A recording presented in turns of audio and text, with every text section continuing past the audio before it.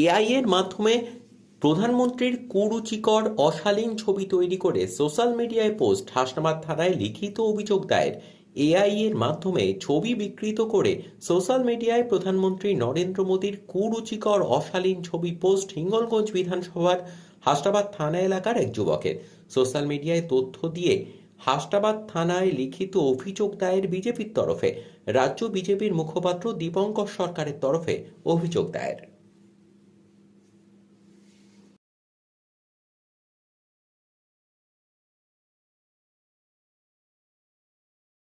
মোদিজি সম্পর্কে শুধু নোংরা নয়, নোংরা থেকে নোংরাতর, যা মানে আপনাকে আমি দেখাতে পারবো না ক্যামেরার সামনে, এমন এমন ছবি এআই দিয়ে বানিয়ে একটা ছেলে তাকে বিভিন্নভাবে বিরত করার চেষ্টা হয়েছে, তুমি এ ধরনের পোস্ট করো না বা তুমি ডিলিট করো।